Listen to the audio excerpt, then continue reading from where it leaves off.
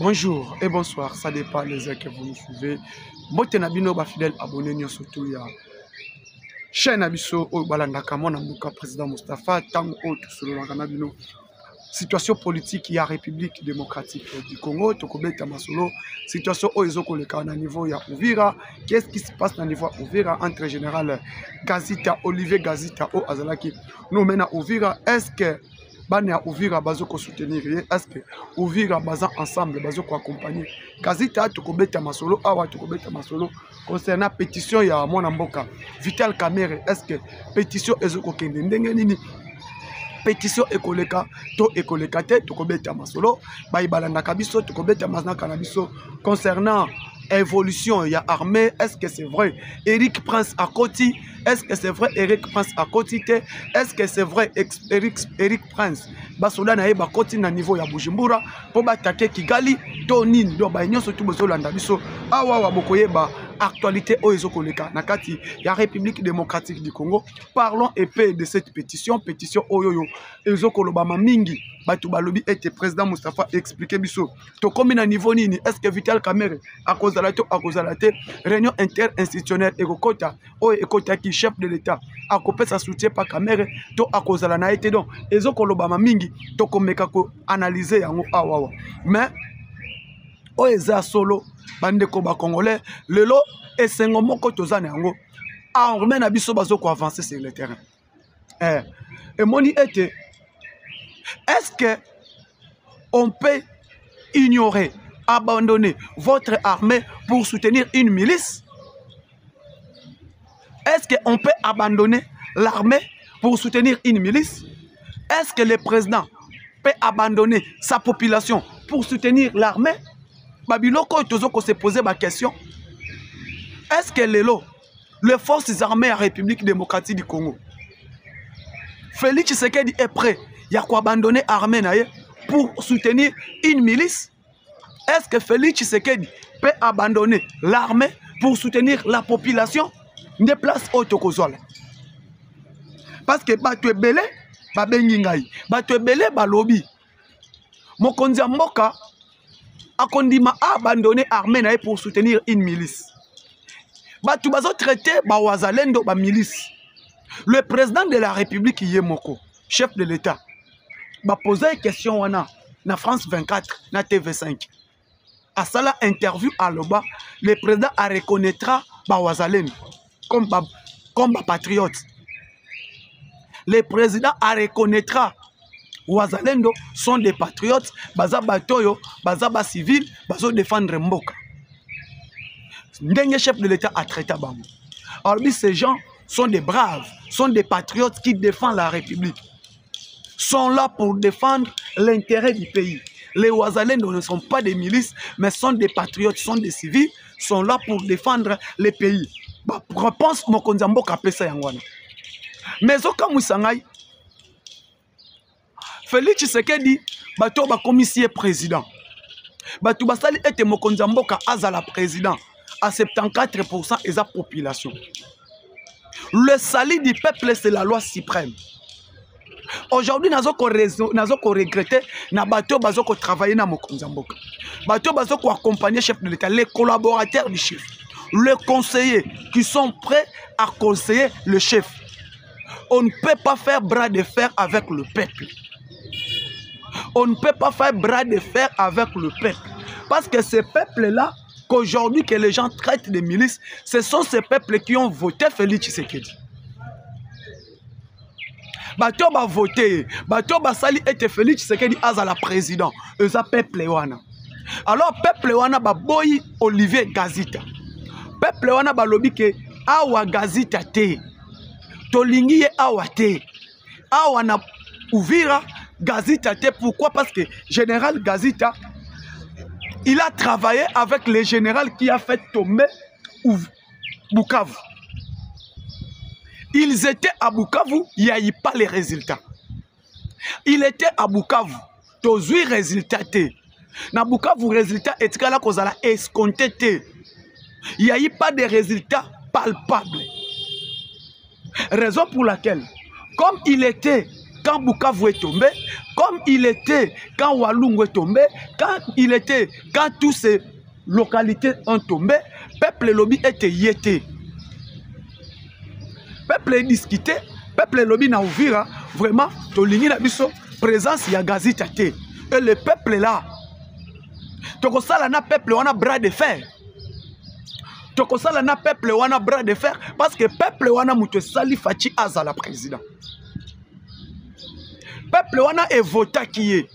Et peuple lobby était Gazita te. Alors, les collaborateurs du chef de l'État, les conseillers, ils devaient directement souffler au chef que comme les peuples ne veulent pas changer une autre. Nous avons beaucoup de généraux. Parce que les mêmes peuples là de l'Est revendiquent que nous ne voulons pas les officiers supérieurs, les généraux, qui viennent du Swahiliphone. Bah généraux, bah officiers, oh bah outi, na kati ya Sud Kivu, na kati ya Nord Kivu, na kati ya Ituri, na kati ya Maniema, na kati ya Kisangani, tolingi bangote. Ceux qui bokotine de la biso un général, ceux qui bokotine de la biso un officier, ou à travailler na Uvira, azala muto outi, elle Équateur, elle Kasaï, elle Congo central, elle Bandundu, et kozala facile. Mais ba généraux o ba yebi Katanga, ba généraux o ba yebi awa, o ba fandi awa, tolingi bangote, et peuple wana est s'opposé na Gazita. Peuple wana est s'opposé na Gazita. Peuple wana mutolobi était ye awate. Population est boyi. Comment c'est possible muto population a boyi? Comment biso toko kangamana ye? Comment toko kangamana ye? Parce que les peuples qui peut batuba qui protéger les peuples. Bazo protéger peuple. Il est allé pour protéger les peuples. Il est allé pour protéger l'intégrité territoriale et les frontières nationales. Il est là pour protéger les frontières nationales. Maintenant, quand vous parlez, on ne peut pas abandonner votre armée à la place des milices. Je vais répondre à cet homme qui traite les Ouazalendo de milices. Tu peux abandonner ton peuple pour l'intérêt de l'armée. Oui. Oko sundo la population pour na sundo la peuple te pour na armée. Parce que peuple on a comme ça la formation ya armée à commis militaire. Les mêmes peuples on ont marché. Les mêmes peuples on a pas comme ça la formation militaire ba commis basoda. Parce que l'armée musala na eza ko protéger peuple. Protéger les peuples c'est bien. Et ko protéger frontières nationales. Qu'on protéger l'intégrité territoriale. Dites-moi, comment le président de la République Azokondima a abandonné l'armée à la place de la milice? Quand vous avez traité les Ouazalendo de la milice, vous avez traité les Ouazalendo de la milice. Depuis quand Ouazalendo comme milice? Depuis quand Ouazalendo traité les milices? Depuis quand un président de la République peut abandonner son peuple pour l'intérêt de l'armée? Mais l'armée est très important, le peuple aussi est très important. Parce que le peuple est abattu et le pouvoir. Et Sali Félix Tshisekedi a comme président. Et voté qui Félix Tshisekedi pour avoir 74% dans l'élection en 2023. Et ça des peuples wana. Oh bino bolingi bo traité ba milice. Alors la population, le peuple qui ont fait que Tshisekedi abima président, peuple wana elobi était quasi taté. Peuple wana ne muté boy général Gazita. Peuple wana muté lobi était awa ayate. Peuple wana muté lobi awa yete. Alors fachi ayoka peuple to ayoka yo. Muto Twitter na Twitter. Parce qu'aujourd'hui, les gens ne comprennent pas. Nous sommes ici à Kinshasa. Yozo ça la Twitter na yozo que ozana Kinshasa. Ben ce qui se passe à Uvira oyebite. Oye le kana shit ya Bukavu oyebite. Oye le kana shit ya Goma oyebite. Malheureusement, toyebi était que Goma ezalaki traîtrisme. Ce qui s'est passé à Goma, il y a eu traîtrisme. Moutoussala était Goma est tombé. traîtrisme mutu salaka ville ya Goma est tombé, traîtrisme mutu salaka ville ya Bukavu est tombé. Et chute ya Bukavu, c'était qui? C'était les chefs coutumiers, les notables du Sud Kivu qui n'ont pas voulu que l'armée ait bunda na Bukavu. En présence d'Ayango, les militaires, avant que M23 arrive à Bukavu, les militaires ont déjà fui Bukavu. Toye bien, ma militaire basundolaka déjà Bukavu. Ba abandonna armée, ba abandonna armement, il y a important à Bukavu.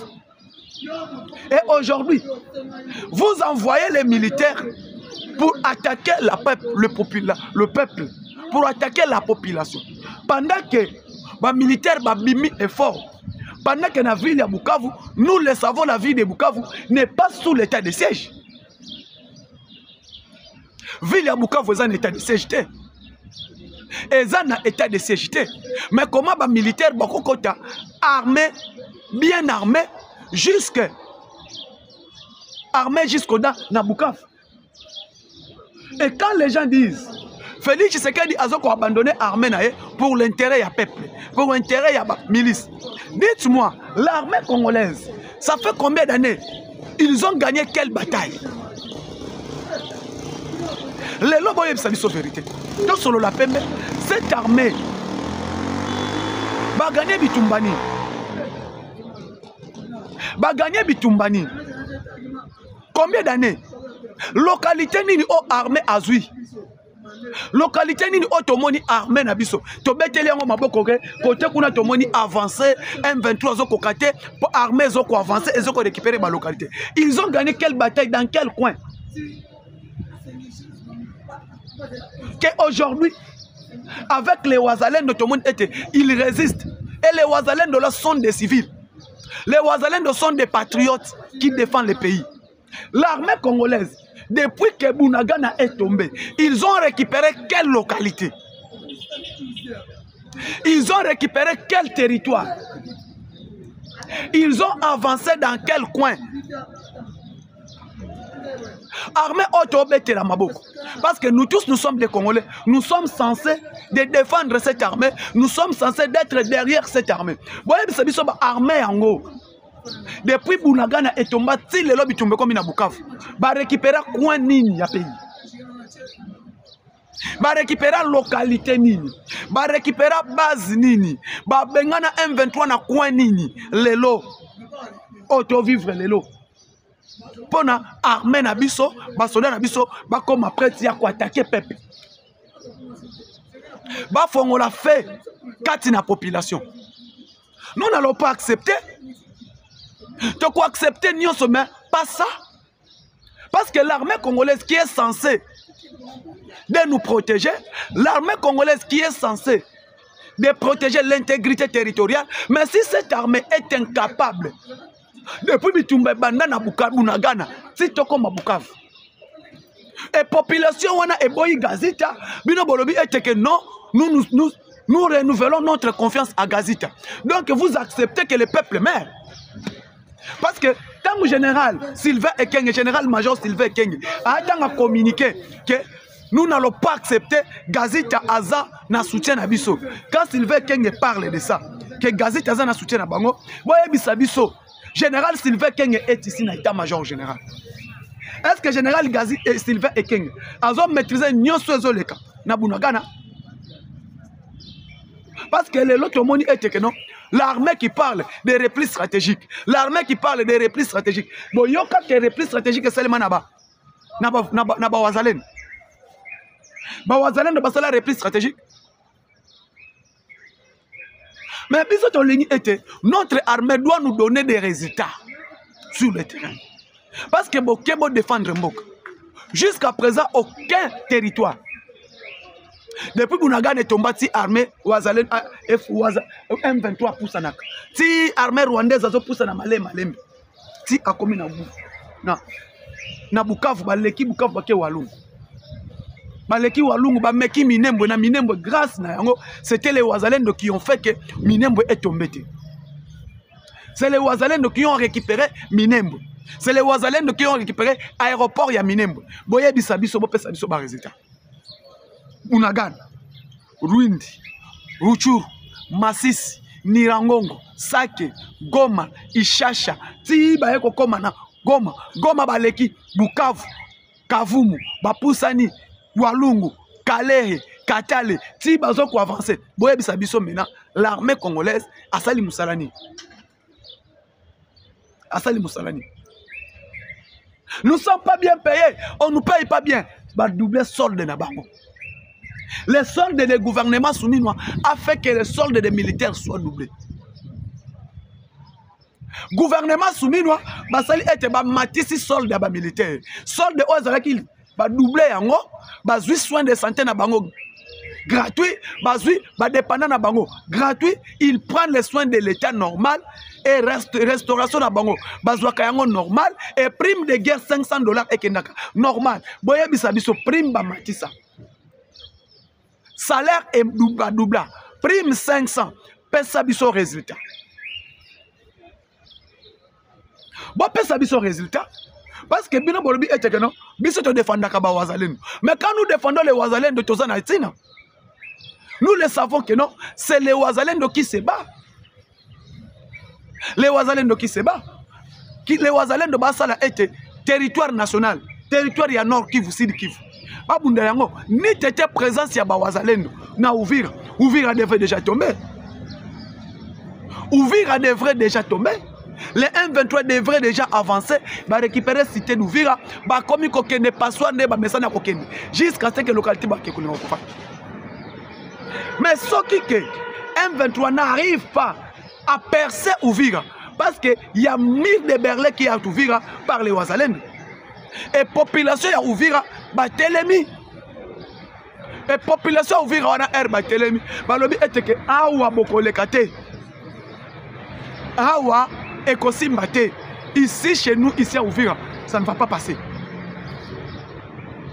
et tant que population est telemi population à lobby et population on a lelo Batubaya va traiter population on a que non Tshisekedi est en train de sacrifier son armée à cause Yabani Tshisekedi ne sacrifie pas son armée mais Tshisekedi doit protéger la population, il doit aussi protéger l'armée, il doit aussi protéger l'intégrité territoriale parce que Moussala ya mapinga ya mboka Herba bengi bino mapinga ya mboka Herba bengi que non vous allez mourir sous les drapeaux vous prêtez serment. Ne jamais trahir le Congo. C'est le serment à l'armée Angwana. Les forces armées de la République démocratique du Congo. Votre devise, ne jamais trahir le Congo, ne jamais trahir le Congo, ne jamais trahir le Congo. Vous avez prêté serment, ne jamais trahir le Congo. Et serment au beau prêté qui, ne jamais trahir le Congo, mais nous ne le sentons pas. Nous ne le sentons pas. Parce que les autres, c'est qu'on armée Nabiso. Est-ce que Bayebaka est que non? Moussala na bango za ko protéger peuple. Est-ce que Bayebaka est que Moussala na bango za ko protéger l'intégrité territoriale? Est-ce qu'aujourd'hui l'intégrité territoriale de la RDC est protégée? Tout le monde est là quand ça les manaville à Boma récemment. Et là quand les qui na ville à Boma. Est-ce que vous retrouvez en normal ce qui s'est passé à Boma? La police nationale qui est censée de protéger le peuple. Police, criminalité et les kaki. Et bazo lande la batu basa la criminalité na Boma. Bayeba ki bango. Colonel Minambo. Oh azana dossier chez bien. C'est lui qui est à ville de Boma. Oh il y a les kaki na ville à Boma. Que non, population est télémi. Naloba était bomoni population bomonaka. La province du Congo central la province à Bouké. Mais la province moko boye soki batomboki bazaka non maîtrisable. Batu ba bien le qui na Boma moins de 3 jours parce que ça fait déjà une semaine. Na Boma police ezalaka soute souci atinyo so bapanza. Pourquoi? Et loko ya ba kokote la ka batu na bandako. La police et kote la ka batu na ndako na ville ya Boma. Kokote la ka batu na bandako et population zo benga. Téléphone est sonné et ça téléphone a mutozo buka porte. Tel numéro vert. Mutozo buka porte na téléphone est sonné. Oh, tu as un numéro vert, il y a la police. Comment numéro vert, les autres sonné, il y a bateau, il y a un numéro vert, il y a la police. Et place, on a compris ce que moi, je suis en train de raison. Et population, on a herbazo benga. Numéro vert, les autres sonné, il y a nani. Mon corps, il y a policier. Oh, il y a un téléphone, il y a la police. Et bazo, tu as biloko, bazo, il y a un kabassel. Et population a filmé, et les gens ont réseau. Moi, je suis et colonel Aye, na tongo ko sala intervention. Les mêmes moutouaïs qui na mbanda ko na bugaki na ndako na baye na ye. Et population tombo ki eloko sali soulèvement na ville aboma. Et chance que le général, l'inspecteur général Alongaboni a sala ki intervention.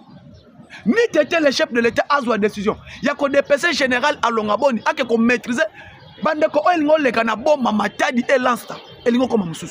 Et jusqu'aujourd'hui na bomba sous cette zalakate. Et c'est l'armée a comment qu'on joue rôle, il y a roulage, la phare d'essai. Allez-y comprendre. Babou Kanda. Pop Plazo Benga. Numéro vert, il y a la police, il y a une intervention. Les mêmes polices, on a babeng, il y a une mutazo ibananda. Et Kabassé les awana, biloko bazo ibana bomba, ça se passe, ça vaut. C'est que je parle, mes frères sont là, ma famille est à bon, ma babeng, il y a une information. J'ai les images. Alors, population comme Tambola, na bibembe, la police, il y a bateau babomaki. Mais la police est fondée fait la population. Et la population a élimité Bazoya. Je vous dis que non, le peuple en colère est plus qu'une bombe atomique. Alors, le président de la République doit respecter ce que les salis du peuple dit. Parce que le peuple qui a tombé, le peuple est quand même armé. Armé pour supporter la population. Voilà ce qui se passe à Ouvira. Alors, ils ont les canaux Ouvira et c'est un qui Mokonzamboka à prendre des décisions depuis Kala. Dès que le peuple boya qui Olivier Gazita, dès les premiers jours, le président devrait accepter Yakoboya. Parce que le peuple, Balobi était Oyo Yete. 1, il est Mouniamoulenge. 2, Ayebi. 3, il était à Bukavu. Il n'y a eu pas les résultats. Malgré que non, le général Gazita peut dire, na Bukavu, je n'étais pas le chef. Na banaki ko zouaba instruction. Je prenais les instructions de mon hiérarchie. Mais comme que le peuple a lobby déjà que non, vous étiez avec tel général à Bukavu. Vous avez abandonné Bukavu parce que tu étais chargé des opérations et renseignements. Mais aujourd'hui, une petite ville comme Ouvira, et comme Bandabo ni général. Est-ce que ville à Ouvira, beaucoup de colonel, beaucoup de capitaine, beaucoup de un major a coordonné l'opération à Ouvira? Il faut qu'il y ait seulement un général. Et général Nani. Les populations lobby était général Oyo, te kondima yete aou. Lorsque la population a télémaki, alors lobby était Gazita. Voilà hier, vous avez vu que non comment général Gazita a quitté Ouvira. Parce que Souka a quitté Ouvira, il n'est plus na Ouvira. Et tant qu'on a quitté Ouvira, la population a zo yemba zo bina zo sepele. Et comment est-ce que Bolinga ke loko liboso, il faut qu'il y ait des morts. Il faut sentir que non, il y a des morts. Et bateau bakoufi wana pour revendiquer le départ de Gazita, population est koufi. Et population wana. Population wana o bakoufi. Pour revendiquer la présence de Gazita. Ce sont ces peuples-là qui ont voté Tshisekedi. Et la population a voté qui Félix Tshisekedi. Azouana élection en 2023. Et les mêmes populations et accompagné le chef de l'État dans la campagne. Et pourquoi nous devons accepter toujours Makambo Eleka? Pourquoi nous devons toujours accepter Makambo Eleka? Et malheureusement, le peuple congolais qui accompagne le chef de l'État, le peuple congolais qui devait être derrière le chef de l'État, ces peuples-là, les conseillers qui sont tout autour du chef, bazo sunga présidenté. Bazo sunga présidenté. Parce que quand sunga président et l'ingolo bate que non, ou accompagner, ko yebi sa chef de l'État que, oh yo soko cheye aw. ekosimbati. Et je me demande, maison militaire ya mokonzi mboka, maison militaire ya mokonzi mboka, oyo ezake et préparaka ba nomination nyonso. Le président, maison militaire eza pona kosunga mokonzi mboka. Quand il y a nomination à l'armée, quand il y a la guerre, quand il y a quoi, les maisons militaires du chef est là pour dire que le président, oyo soki to tindie coin ao, pendant formation o ayebi ekosimba. Oyo soki to tindie coin oyo, pendant que o ayekoli ekosimba. Oyo soki to tindie coin oyo ekosimba. Mais oyo yo ekosimba ti. Est-ce que général maison militaire ya mokonzi mboka ba yeba kite que non gazeta a cause la contesté par le peuple. Ba yeba kite que général gazeta il sera contesté par le peuple. Ba yeba ki ngote to ba yeba ki. Parce que maison militaire ba yeba ngote Uvira et monani que bazo ba ville nyonso tout wana ba localité nyonso wana na corruption. Le M23 l'armée rwandaise n'a jamais gagné guerre à l'est.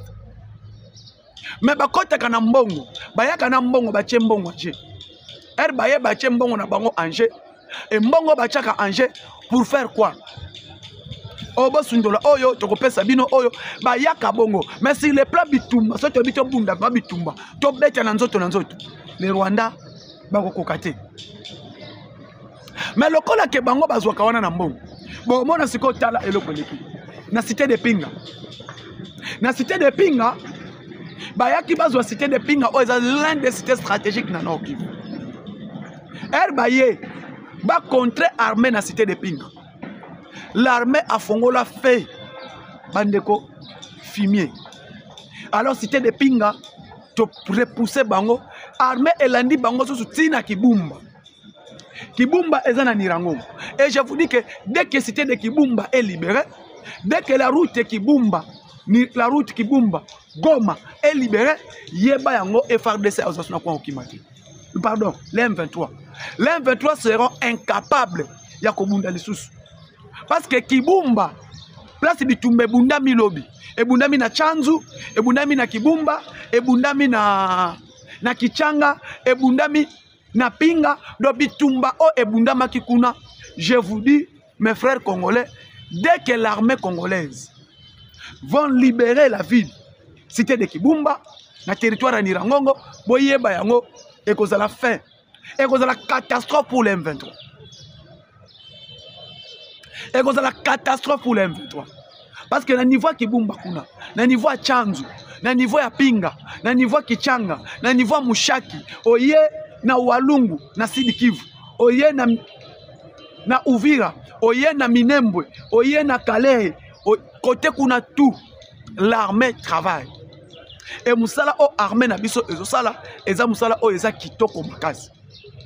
Yango mo intolobi ete, to accompagner ka armée. Parce que l'armée congolaise est là pour protéger biso. Et l'armée congolaise est là pour l'intérêt du peuple. Le salut du peuple, c'est la loi suprême. Mais bateau bazo kosa bateau. Oh non, l'armée ne fait absolument rien. Louvoun. Mais moi, Louvoun. Soutenir notre armée. Soyez derrière Moukontombolo Fachi Beto. Bye, à la prochaine. Bonjour et bonsoir, ça dépend les heures que vous nous suivez. Bote nabino ba fidèle abonné nyo surtout ya chaîne abiso o balandaka mona mbuka président Moustapha tango o tusololanga nabino situation politique ya République démocratique du Congo tokobeta masolo situation o ezoko le na niveau ya Uvira. Qu'est-ce qui se passe na niveau Uvira entre général Gazita Olivier Gazita o azalaki nous mena Uvira? Est-ce que Bania Uvira bazo ko soutenir? Est-ce que Uvira baza ensemble bazo ko accompagner? Gazita tukobeta masolo awa tukobeta masolo concernant pétition ya mwana mboka Vital Kamerhe. Est-ce que pétition ezoko kende ndenge nini? Pétition ekoleka to ekoleka te tukobeta masolo ba ibalanda kabiso tukobeta masna kanabiso concernant évolution ya armée. Est-ce que c'est vrai Eric Prince Akoti? Est-ce que c'est vrai Eric Prince Akoti te?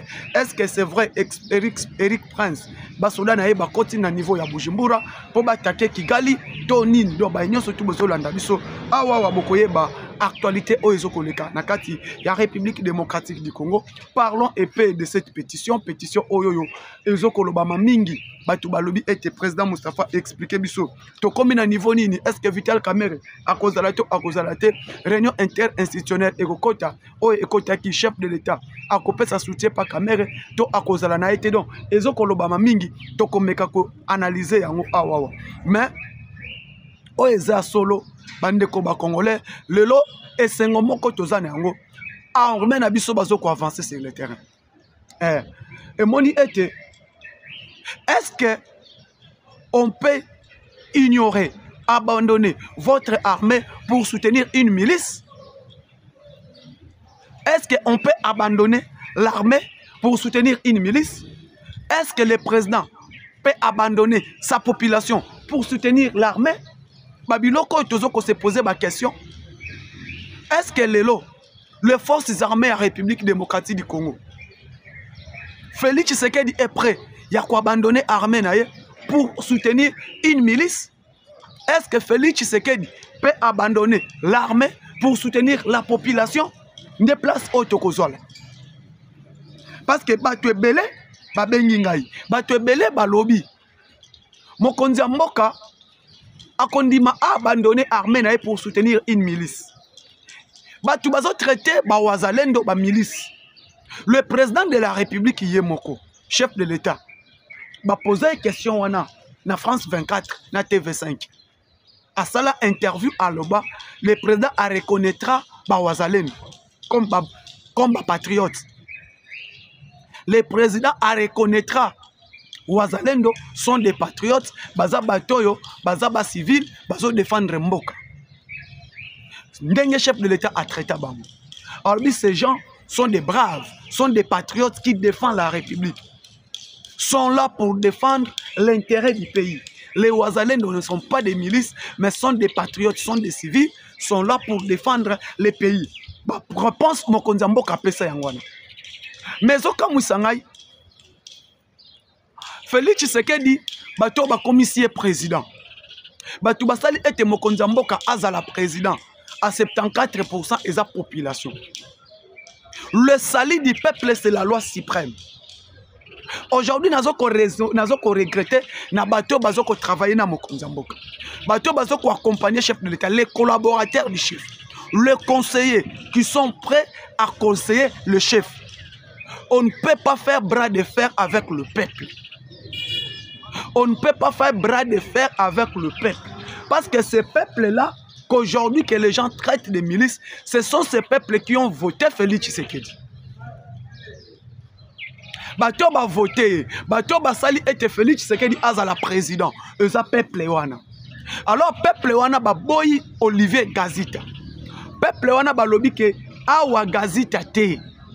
Tolingi ye awa te. Awa na Uvira Gazita te. Pourquoi? Parce que général Gazita, il a travaillé avec le général qui a fait tomber Bukavu.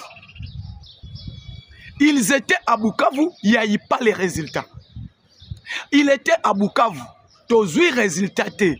Na Bukavu, résultats étaient là qu'on a escompté. Il n'y a eu pas de résultats palpables. Raison pour laquelle, comme il était quand Bukavu est tombé, comme il était quand Walungu est tombé, quand toutes ces localités ont tombé, peuple lobby était yété. Peuple est discuté, peuple lobby na Uvira, vraiment, tolingi na biso, présence ya Gazita te. Et le peuple là, tokosala na peuple wana bras de fer. Tokosala na peuple wana bras de fer, parce que peuple wana muto sali fachi azala président. Peuple wana est voté qui est. Et peuple lobby était Gazita te. Alors, les collaborateurs du chef de l'État, les conseillers, ils devaient directement souffler au chef que comme les peuples ne veulent pas, changer une autre. Nous avons beaucoup de généraux. Parce que les mêmes peuples là de l'Est revendiquent que nous ne voulons pas les officiers supérieurs, les généraux, qui viennent du Swahiliphone. Bah généraux, bah officiers, oh bah outi, na kati ya Sud Kivu, na kati ya Nord Kivu, na kati ya Ituri, na kati ya Maniema, na kati ya Kisangani, tolingi bango te. Soki bokotinde la biso un général, soki bokotinde la biso un officier, oya ko travailler na Uvira, azala muto outi elle Équateur, elle Kasaï, elle Congo central, elle Bandundu, et kozala facile. Mais ba généraux o ba yebi Katanga, ba généraux o ba yebi awa, o ba fandi awa, tolingi bango te. Et peuple wana est s'opposé na Gazita. Peuple wana est s'opposé na Gazita. Peuple wana mutelobi ete ye awate. Population eboyi. Comment c'est possible muto population aboyi? Comment biso toko kangamana ye? Comment toko kangamana ye? Parce que le peuple qui peut batouba qui protéger les peuple. Bazo protéger le peuple. Il est allé pour protéger le peuple. Il est allé pour protéger l'intégrité territoriale et les frontières nationales. Il est là pour protéger les frontières nationales. Maintenant, quand vous parlez, on ne peut pas abandonner votre armée à la place des milices. Je vais répondre à cet homme qui traite les Ouazalendo de milices. Tu peux abandonner ton peuple pour l'intérêt de l'armée. Oui. Oko sundo la population pour na sundo la peuple te pour na armée. Parce que peuple on a comme ça la formation ya armée à commis militaire. Les mêmes peuples on ont marché. Les mêmes peuples on a pas comme ça la formation militaire ba commis basoda. Parce que l'armée musala na eza ko protéger peuple. Protéger les peuples c'est bien. Et ko protéger frontières nationales. Qu'on protéger l'intégrité territoriale. Dites-moi, comment le président de la République Azo Kondima a abandonné l'armée na la place de la milice? Quand vous avez traité les Ouazalendo de la milice, vous avez traité les Ouazalendo de la milice? Depuis quand Ouazalendo comme milice? Depuis quand Ouazalendo traité les milice? Depuis quand un président de la République peut abandonner son peuple pour l'intérêt de l'armée? Mais l'armée est très important, le peuple aussi est très important. Parce que le peuple est un bateau et un pouvoir. Et ça, Félix Tshisekedi a comme président. Et ça, voté qui Félix Tshisekedi pour avoir 74% dans l'élection il y a 2023. Et ça, des peuples wana. Oh, bino bolingi bo traité ba milice. Alors, la population, le peuple, qui ont fait que Tshisekedi abima président, peuple wana elobi était quasi tate. Peuple wana ne mutwe boy général Gazita. Peuple wana mutelobi était awa ayate. Peuple wana mutelobi awa yete. Alors, fachi ayoka peuple to ayoka yo. Muto Twitter na Twitter. Parce qu'aujourd'hui, les gens ne comprennent pas. Nous sommes ici à Kinshasa. Yozo ça la Twitter na yoso que ozana Kinshasa. Mais ce qui se passe à Uvira oyebite. Oye le kana shit ya Bukavu oyebite. Oye le kana shit ya Goma oyebite. Malheureusement, toyebi était que Goma ezalaki traîtrisme. Ce qui s'est passé à Goma, il y a eu traîtrisme. Moutoussala était Goma est tombé. Traîtrisme Moutousalaka, ville ya Goma est tombé. Traîtrisme Moutousalaka, ville ya Bukavu est tombé. Et shit ya Bukavu, c'était qui? C'était les chefs coutumiers, les notables du Sud Kivu, qui n'ont pas voulu que l'armée ait Bundana Bukavu. En présence d'Ayango, les militaires, avant que M23 arrive à Bukavu, les militaires ont déjà fui Bukavu. Toye bien, non? Ma militaire, Sundola a déjà Bukavu. Abandonner l'armée, abandonner l'armement, il y a important à Bukavu. Et aujourd'hui, vous envoyez les militaires pour attaquer le peuple, pour attaquer la population. Pendant que les militaires bimi est fort, pendant que la ville de Bukavu, nous le savons, la ville de Bukavu n'est pas sous l'état de siège. La ville de Bukavu est en état de siège. Et ça n'a état de siège. Mais comment les militaires sont armés bien armé, jusqu'au dans Bukavu. Et quand les gens disent, Félix Tshisekedi a abandonné l'armée pour l'intérêt du peuple, pour l'intérêt de la milice. Dites-moi, l'armée congolaise, ça fait combien d'années? Ils ont gagné quelle bataille? Les lobos sont la vérité. Donc, sur la pembe, cette armée va gagner Bitumbani. Va gagner Bitumbani. Combien d'années? Localité nini o armée azui. Localité nini o tomoni armée na biso. To beteli yango maboko ke côté kuna tomoni avancer M23 zo kokate pour armée zo ko avancer et zo ko récupérer ba localité. Ils ont gagné quelle bataille dans quel coin? Qu'aujourd'hui, avec les Ouazalènes de tout le monde, ils résistent. Et les Ouazalènes de là sont des civils. Les Ouazalènes sont des patriotes qui défendent le pays. L'armée congolaise, depuis que Bunagana est tombé, ils ont récupéré quelle localité? Ils ont récupéré quel territoire? Ils ont avancé dans quel coin? Armée autobété la maboko.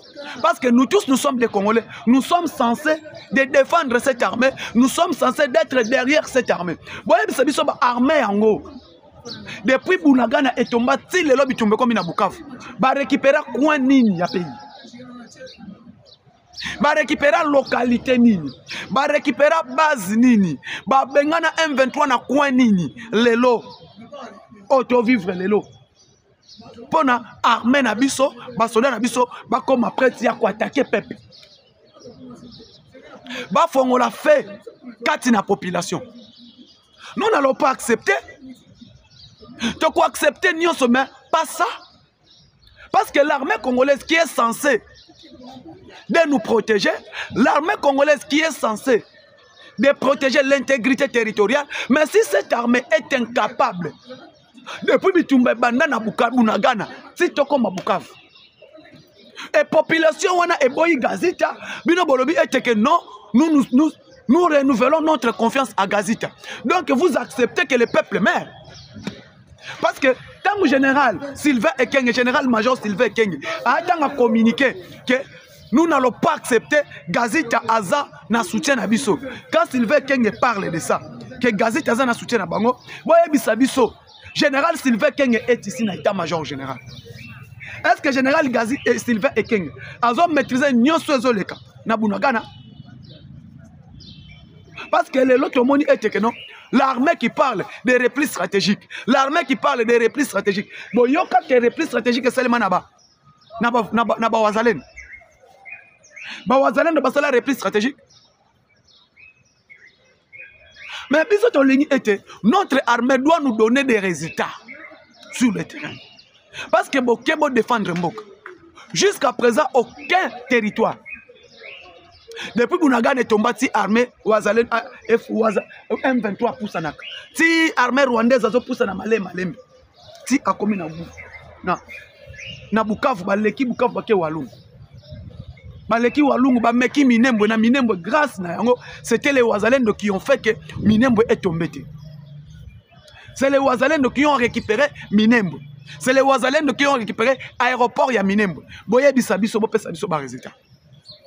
Bunagana, Rwindi, Ruchuru, Masisi, Nirangongo, Sake, Goma, Ishasha, ti bayeko koma na Goma, Goma Baleki, Bukavu, Kavumu, Bapusani, Walungu, Kalehe, Katale, ti bazoko avancer. Boye bisabiso maintenant, l'armée congolaise Asali Moussalani. Asali Moussalani. Nous ne sommes pas bien payés, on ne nous paye pas bien. Bah doubler solde na bango.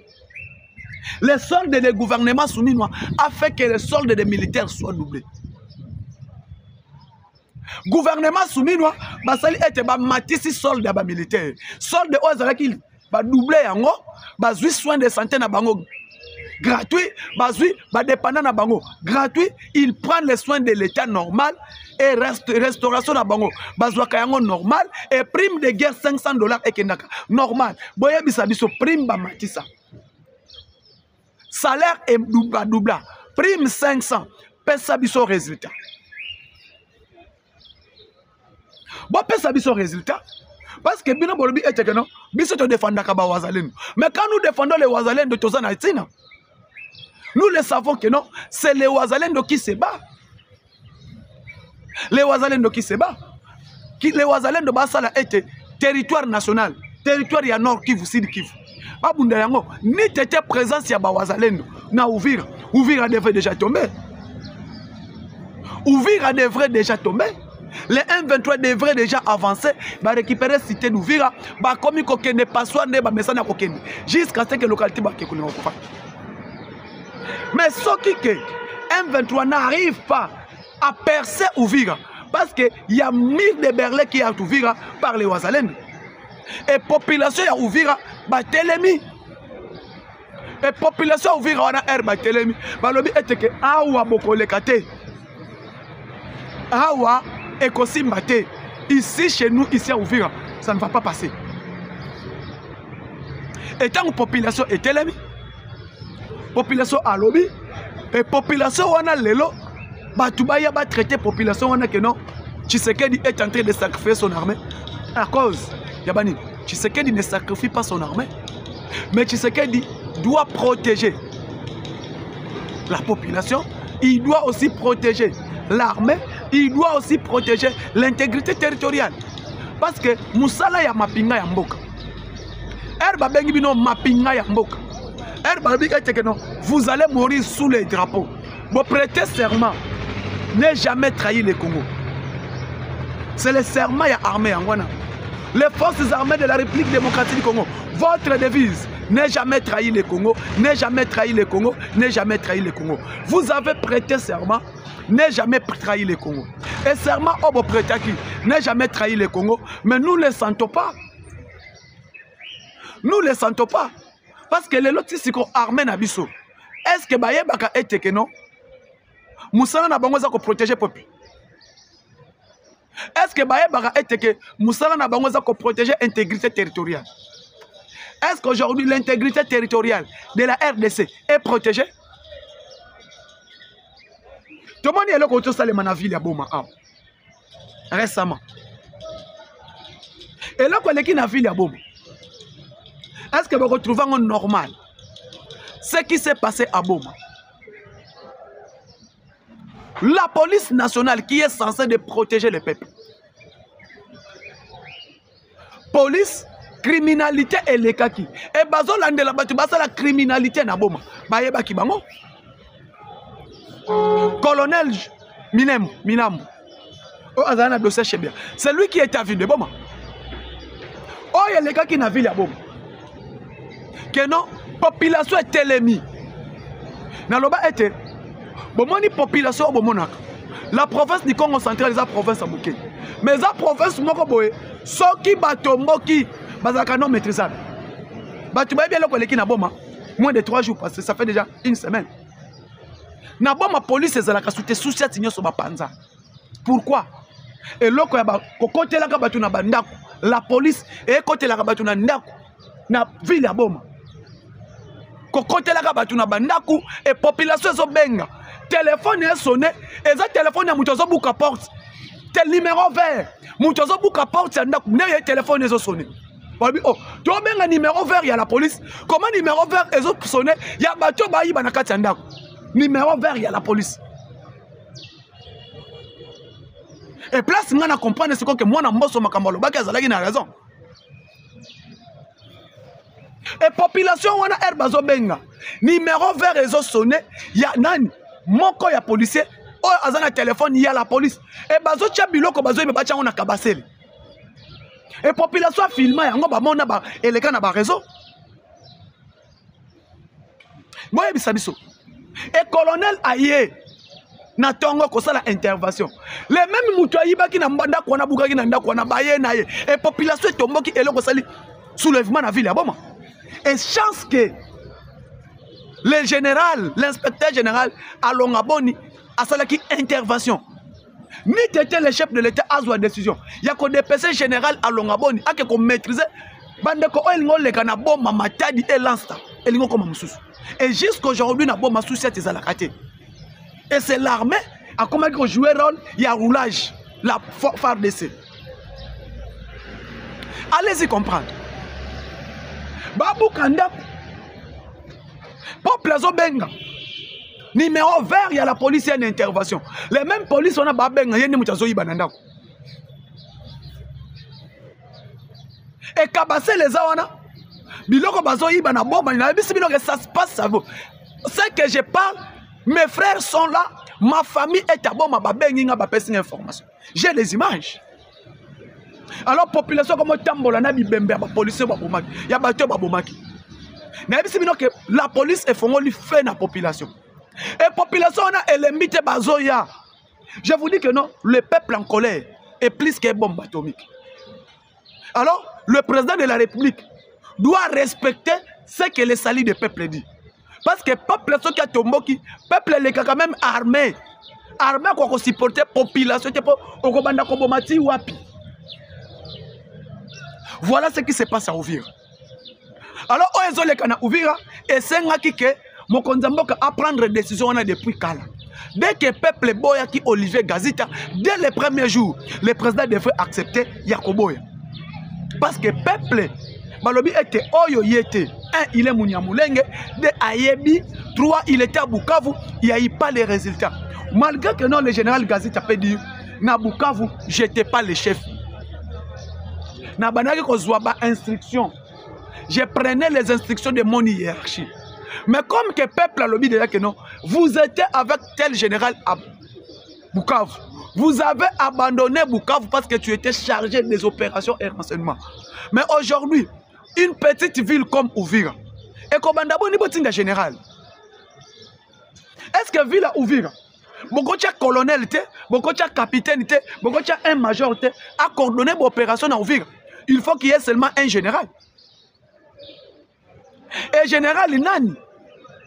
Les populations lobby était général Oyo, te kondima yete aou.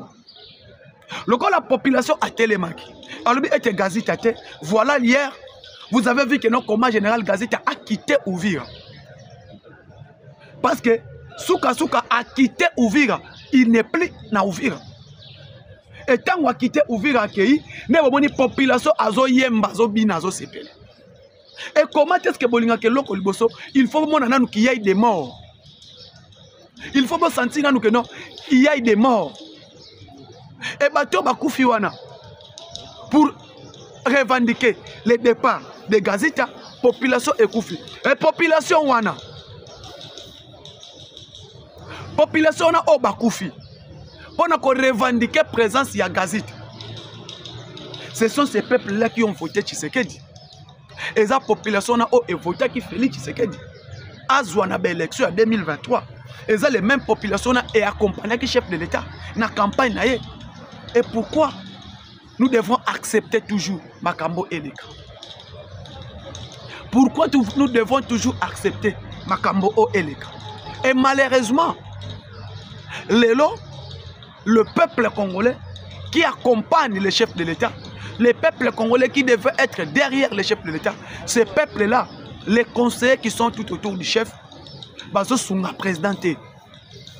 Bazo sunga présidenté. Parce que quand sunga président zanine, et l'ingo lo bate que non, ou accompagner, ko yebi sa chef de l'État que, oh yo soko cheye aw, et ko simbati. Et je me demande, maison militaire ya Mokonzi Mboka, maison militaire ya Mokonzi Mboka, oh ezake et prépare à nomination. Le président, maison militaire, est à Pona Kosunga Mokonzi Mboka. Quand il y a nomination à l'armée, quand il y a la guerre, quand il y a quoi, les maisons militaires du chef est là pour dire que le président, oh, il faut que tu tiennes coin out. Pendant la formation, oh, ayebi ekosimba. Oh, il faut que tu tiennes coin out. Pendant que oh, ayekoli ekosimba. Oh, il faut que tu tiennes coin out ekosimba. Mais oh, yo ekosimba. Est-ce que général, maison militaire ya Mokonzi Mboka, ba yeba kite que non Gazita a cause la contesté par le peuple. Ba yeba kite que général Gazita il sera contesté par le peuple. Ba yeba kangote. To ba yeba.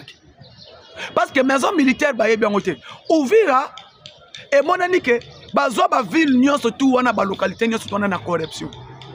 Le M23, l'armée rwandaise n'a jamais gagné guerre à l'est. Mais bakota kana mbongo, baya kana mbongo ba chembongo je. Baye ba chembongo na bango anje. Et mbongo bachaka anje pour faire quoi? Obo sundola oyo tokopesa bino oyo ba yaka bongo. Mais sur le plan bitumba, so to bito bunda ba bitumba. To beta na nzoto. Le Rwanda bako kokate. Mais lokola ke bango bazwaka wana na mbongo. Bon mona siko tala eloko leki. Na cité de Pinga. Na cité de Pinga bayaki bazwa cité de Pinga o eza l'un des cités stratégiques na Nord Kivu. Baye ba contre armée na cité de Pinga. L'armée a fongola fait bandeko fumier. Alors cité de Pinga to repousser bango armée elandi bango sous tina Kibumba. Kibumba est na Nirango. Et je vous dis que dès que cité de Kibumba est libérée, dès que la route Kibumba Goma est libérée, yeba yango FARDC osasuna kwa okimati. Pardon, les M23. Les M23 seront incapables ya kobunda lisusu.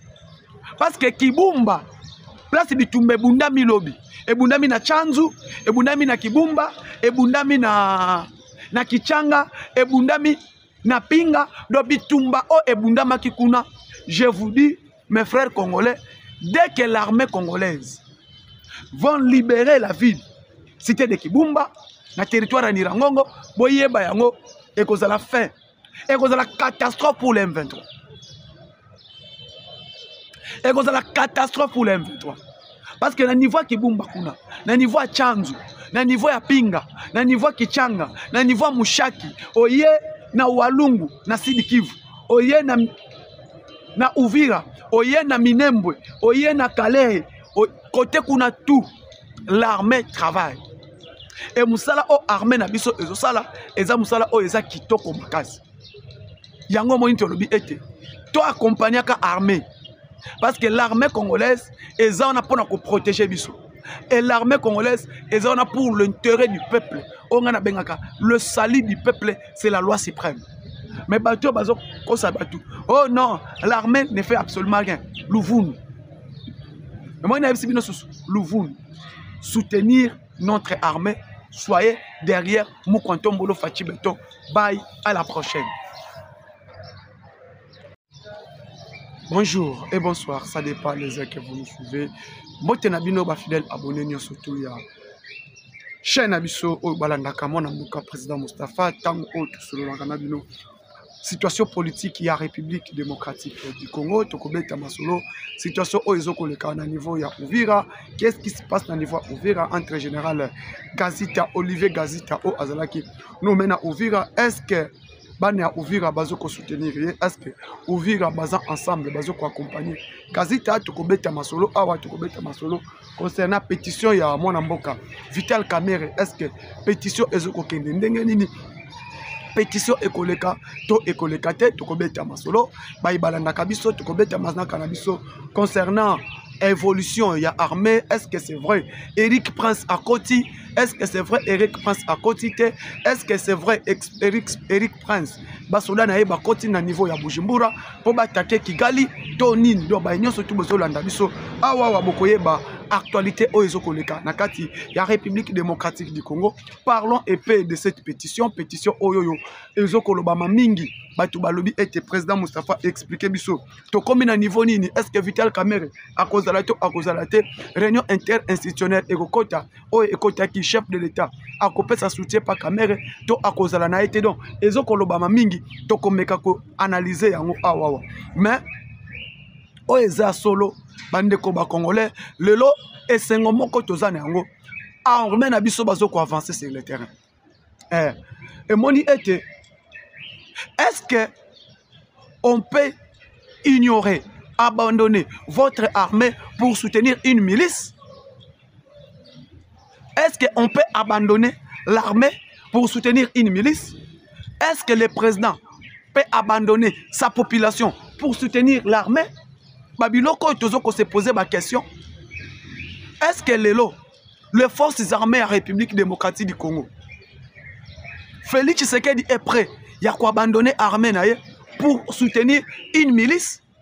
Est-ce que Félix Tshisekedi peut abandonner l'armée pour soutenir la population? Des places autocozola. Parce que Bato Ebele, Babengi Ngai, Bato Ebele, Balobi. Mokonzi Mboka a abandonné l'armée pour soutenir une milice. Batu bazo traité ba wazalendo ba milice. Le président de la République Yemoko, chef de l'État, va poser une question na France 24, na TV5. À ça la interview à l'Oba, le président a reconnaîtra ba wazalendo comme ba patriote. Le président a reconnaîtra wazalendo sont des patriotes, baza batoyo, baza ba civil, bazo défendre Mboka. Ndenge chef de l'État a traité bango. Alors ces gens sont des braves, sont des patriotes qui défendent la République. Sont là pour défendre l'intérêt du pays. Les Ouazalendo ne sont pas des milices, mais sont des patriotes, sont des civils, sont là pour défendre le pays. Bah, réponse Mokonzi Mboka pesa yangwana. Mais au cas où Félix Tshisekedi, bato ba commissaire président. Bato basali était Mokonzi Mboka azala président. À 74% de la population. Le salut du peuple, c'est la loi suprême. Aujourd'hui, nous avons regretté que travailler dans Mokonzi Mboka. Nous avons accompagner le chef de l'État, les collaborateurs du chef, les conseillers qui sont prêts à conseiller le chef. On ne peut pas faire bras de fer avec le peuple. On ne peut pas faire bras de fer avec le peuple. Parce que ce peuple-là, qu'aujourd'hui que les gens traitent de milices, ce sont ces peuples qui ont voté Félix Tshisekedi. Bato ba voté, bato ba sali était Félix Tshisekedi azala président. Eza peuple wana. Alors peuple wana ba boyi Olivier Gazita. Peuple wana ba lobi ke awa Gazita te. Tolingi ye awa te. Awa na Uvira Gazita te. Pourquoi? Parce que général Gazita, il a travaillé avec le général qui a fait tomber Bukavu. Ils étaient à Bukavu, il n'y a eu pas les résultats. Il était à Bukavu, tous résultats. Na Bukavu, résultat est là qu'on a escompté. Il n'y a eu pas de résultats palpables. Raison pour laquelle, comme il était quand Bukavu est tombé, comme il était quand Walungu est tombé, quand toutes ces localités ont tombé, peuple lobby était yété. Peuple est discuté, peuple lobby na Uvira, vraiment, tolingi na biso, présence ya Gazita te. Et le peuple là, tokosala na peuple wana bras de fer. Tokosala na peuple wana bras de fer, parce que peuple wana muto sali fachi azala président. Peuple wana est voté qui est. Et peuple lobby était Gazita te. Alors, les collaborateurs du chef de l'État, les conseillers, ils devaient directement souffler au chef que comme les peuples ne veulent pas, changer une autre. Nous avons beaucoup de généraux. Parce que les mêmes peuples-là de l'Est revendiquent que nous ne voulons pas les officiers supérieurs, les généraux, qui viennent du Swahiliphone. Ba généraux, ba officiers, ba outi, na kati ya Sud Kivu, na kati ya Nord Kivu, na kati ya Ituri, na kati ya Maniema, na kati ya Kisangani, tolingi bangote. Ceux qui bokotine de la biso un général, ceux qui bokotine de la biso un officier, ou à travailler na Uvira, azala muto outi, elle Équateur, elle Kasaï, elle Congo central, elle Bandundu, et kozala facile. Mais ba généraux o ba yebi Katanga.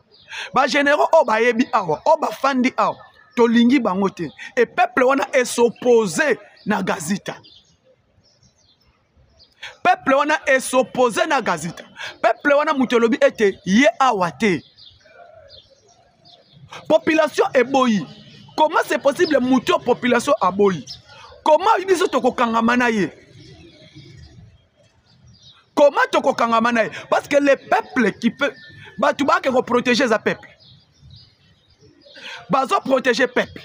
Il est allé pour protéger les peuples. Il est allé pour protéger l'intégrité territoriale et les frontières nationales. Il est là pour protéger les frontières nationales. Maintenant, quand vous parlez, on ne peut pas abandonner votre armée à la place des milices. Je vais répondre à cet homme qui traite les Ouazalendo de milices. Tu peux abandonner ton peuple pour l'intérêt de l'armée. Oui. Oko sundo la population pour na oko sundo la peuple te pour na armée. Parce que peuple on a comme ça la formation ya armée à commis militaire. Les mêmes peuples on ont marché. Les mêmes peuples on a pas comme ça la formation militaire ba commis basouda. Parce que l'armée Moussala na eza ko protéger peuple. Protéger les peuples c'est bien. Et qu'on protéger frontières nationales. Qu'on protéger intégrité territoriale. Dites-moi, Obolobi et Tekeno, comment le président de la République Azokondima a abandonné l'armée na la place de la milice. Quand vous avez traité les Ouazalènes de la milice, vous avez traité les Ouazalènes de la milice. Depuis quand Ouazalènes de comment milice? Depuis quand Ouazalènes de traité les milices? Depuis quand un président de la République peut abandonner son peuple pour l'intérêt de l'armée? Mais l'armée est très important, le peuple aussi est très important. Parce que le peuple est abattu et bakolo pouvoir. Ezaba oyonde basali Félix Tshisekedi a comme président. Ezaba oyonde ba voté qui Félix Tshisekedi pour avoir 74% dans l'élection en 2023. Ezan des peuples wana. Oh, bino bolingi bo traité ba milice. Alors lelo, la population, le peuple qui ont fait que Tshisekedi abima président, peuple wana elobi était quasi taté. Peuple wana ne mutwe boy général Gazita. Peuple wana mutelobi était awa ayate. Peuple wana mutelobi awa yete. Alors fachi ayoka peuple to ayoka yo. Muto Twitter na Twitter. Parce qu'aujourd'hui, les gens ne comprennent pas. Nous sommes ici à Kinshasa. Yozo ça la Twitter na yoso que ozana Kinshasa. Ben ce qui se passe à Uvira oyebite. Oye le kana shit ya Bukavu oyebite. Oye le kana shit ya Goma oyebite. Malheureusement, toyebi était que Goma ezalaki traîtrisme. Ce qui s'est passé à Goma, il y a eu traîtrisme. Moutoussala était Goma est tombé. Traîtrisme Moutousalaka, ville ya Goma est tombé. Traîtrisme Moutousalaka, ville ya Bukavu est tombé. Et shit ya Bukavu, c'était qui? C'était les chefs coutumiers, les notables du Sud Kivu, qui n'ont pas voulu que l'armée ait Bungana Bukavu. En présence d'Ayango, les militaires, avant que M23 arrive à Bukavu, les militaires ont déjà fui Bukavu. Toye bien, ma militaire basundolaka déjà Bukavu. Ba abandonna armée, ba abandonna armement il y a important à Bukavu. Et aujourd'hui, vous envoyez les militaires pour attaquer le peuple, pour attaquer la population. Pendant que les militaires bimi est fort, pendant que la ville de Bukavu, nous le savons, la ville de Bukavu n'est pas sous l'état de siège. Ville de Bukavu est en état de siège. Ils ont un état de siège. Mais comment les militaires sont armés, bien armés, jusqu'au Bukavu? Et quand les gens disent Félix Tshisekedi a abandonné l'armée pour l'intérêt du peuple, pour l'intérêt de la milice, dites-moi, l'armée congolaise, ça fait combien d'années? Ils ont gagné quelle bataille? Les lobos sont vérité. Donc, sur la PME, cette armée va gagner Bitumbani. Va gagner Bitumbani. Combien d'années? Localité nini o armée azui. Localité nini o tomoni armée na biso. To beteli yango maboko ke côté kuna tomoni avancer M23 zo kokate pour armée zo ko avancer et zo ko récupérer ma localité. Ils ont gagné quelle bataille dans quel coin? Qu'aujourd'hui, avec les Ouazalènes de tout le monde, ils résistent. Et les Ouazalènes de là sont des civils. Les Ouazalènes sont des patriotes qui défendent le pays. L'armée congolaise, depuis que Bunagana est tombé, ils ont récupéré quelle localité? Ils ont récupéré quel territoire? Ils ont avancé dans quel coin? Armée autobété la maboko. Parce que nous tous, nous sommes des Congolais. Nous sommes censés de défendre cette armée. Nous sommes censés d'être derrière cette armée. Vous voyez, c'est une armée en haut. Depuis Bunagana et Tomba, si le lobby tombe comme une Bukavu, va récupérer coin nini ya pays. Va récupérer localité nini. Va récupérer base nini. Va bengana M23 na coin nini. Lelo. Auto vivre lelo. Pona armée na biso, ba soldat na biso, ba comme après ya ko attaquer peuple. Ba fongo la fait kati na population. Nous n'allons pas accepter. Tu quoi accepter nyonso mais pas ça. Parce que l'armée congolaise qui est censée de nous protéger, l'armée congolaise qui est censée de protéger l'intégrité territoriale, mais si cette armée est incapable, depuis Bitumba Banda na Bunagana, si tu comme Bukavu, et population wana et boy Gazita, bino bolobi est que non, nous renouvelons notre confiance à Gazita. Donc vous acceptez que le peuple meurt. Parce que tant que général Sylvain Ekenge, général-major Sylvain Ekenge, a communiqué que nous n'allons pas accepter Gazita Aza na soutien à Bisso. Quand Sylvain Ekenge parle de ça, que Gazita Aza na soutien à Bango, voyez Bisso, général Sylvain Ekenge est ici na état-major général. Est-ce que général Gazi et Sylvain Ekenge ont maîtrisé Nyonso Ezoleka na Bunagana? Parce que l'autre monde est que non. L'armée qui parle des replis stratégiques. L'armée qui parle des replis stratégiques. Bon, il y a des replis stratégiques seulement là-bas. Naba Wazalen. Wazalen de la replis stratégique. Mais notre armée doit nous donner des résultats sur le terrain. Parce que Bokebo défendre Mbok. Jusqu'à présent, aucun territoire. Depuis Bunagana est tombé, si l'armée Wazalen M23 pousse à si l'armée rwandaise a poussé à Malem, si a commis na Bukavu, baleki Bukavu bake Walungu. Baleki Walungu, bameki Minembo, na Minembo, grâce na yango, c'était les Wazalendo qui ont fait que Minembo est tombé. C'est les Wazalendo qui ont récupéré Minembo. C'est les Wazalendo qui ont récupéré l'aéroport ya Minembo. Boye bisabiso, bo pesa biso ba résultat.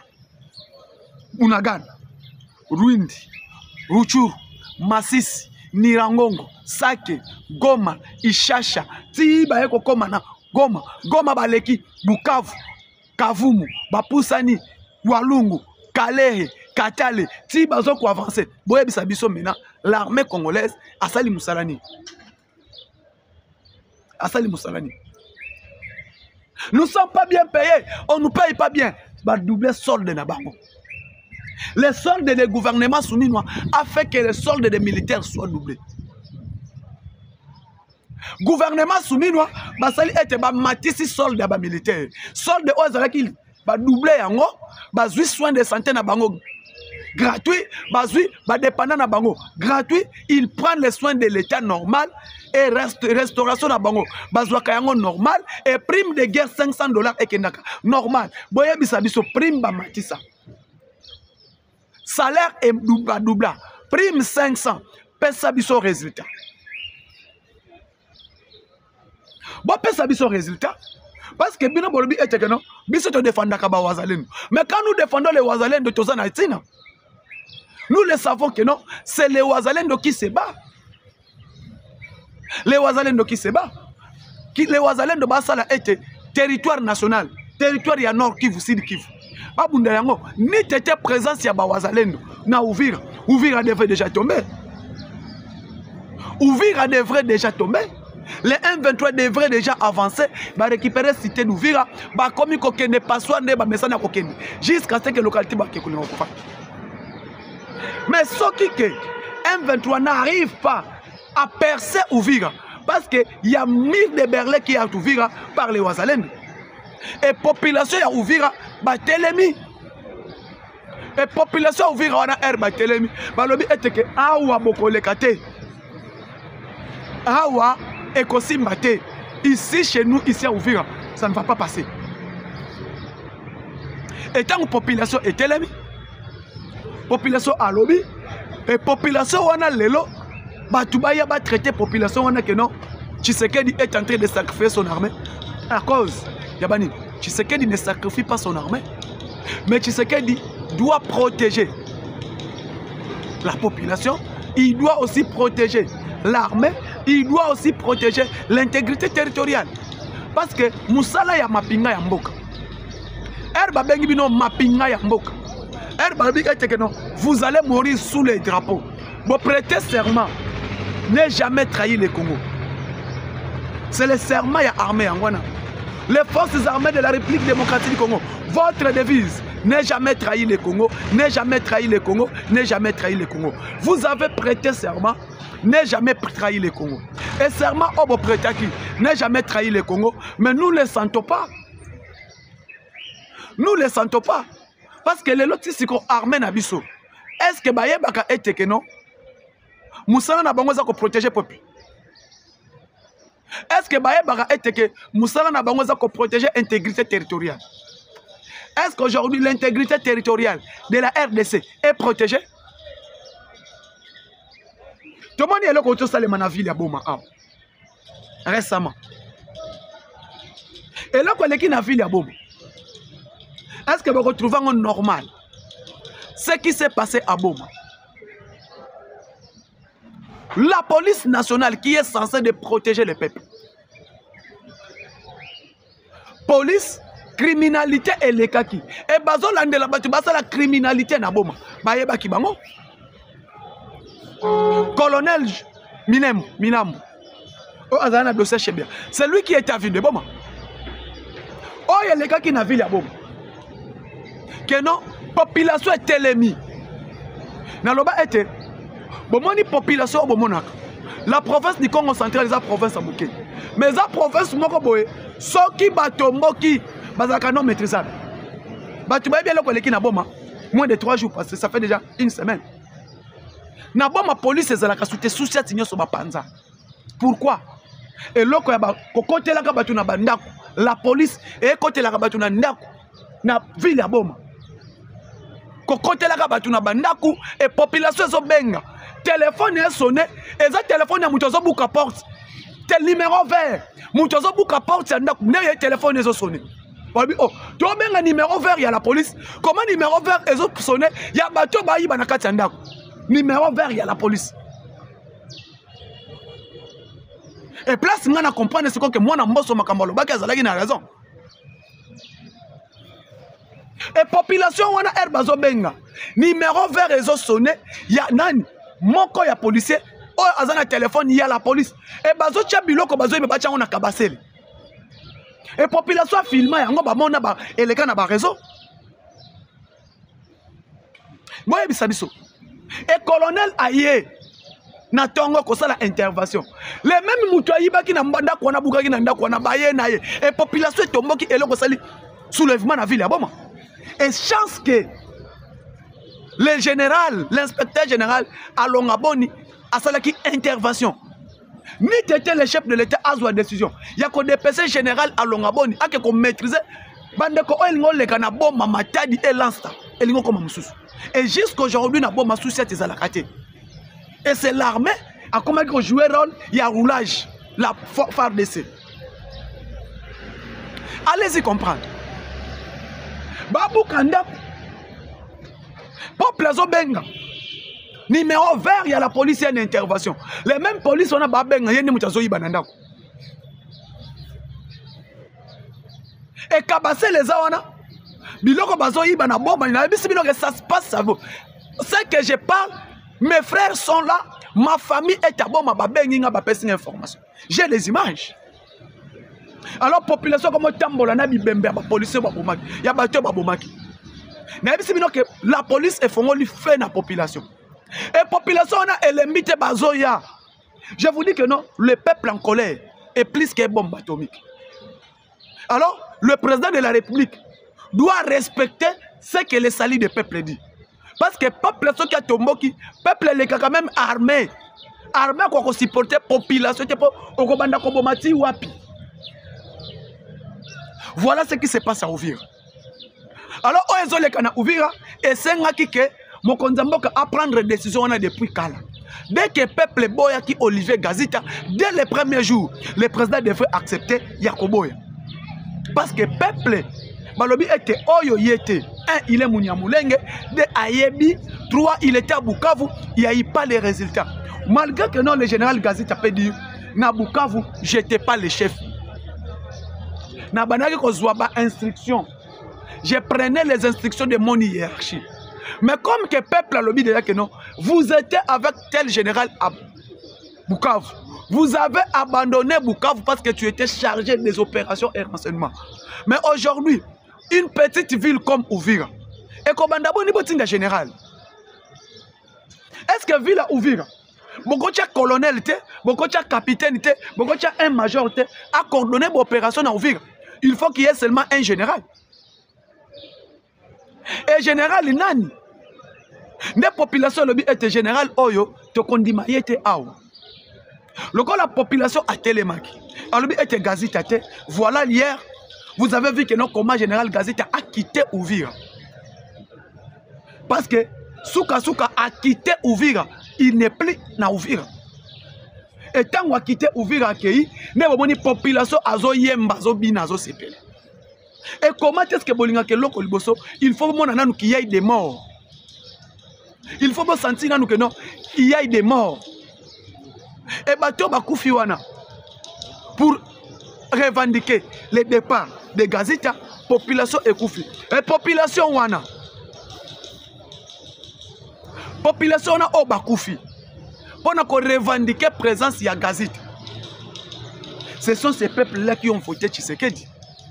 Et la population a voté qui Félix Tshisekedi. Azouana élection en 2023. Et les mêmes populations et accompagné le chef de l'État dans la campagne. Et pourquoi nous devons accepter toujours Makambo Eleka? Pourquoi nous devons toujours accepter Makambo Eleka?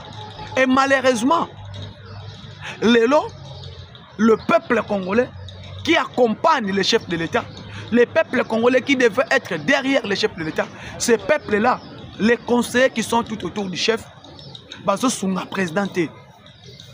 Bazo Sunga présidenté. Parce que Sunga président Zanine. Et l'Union Lobate que non, ou accompagner. Koyebi sa chef de l'État que. Oh, yosoko cheye aw. Et Kosimbati. Et je me demande, maison militaire ya Mokonzamboka. Maison militaire ya Mokonzamboka. Oh, ezake et prépare kaba nomination nyonso.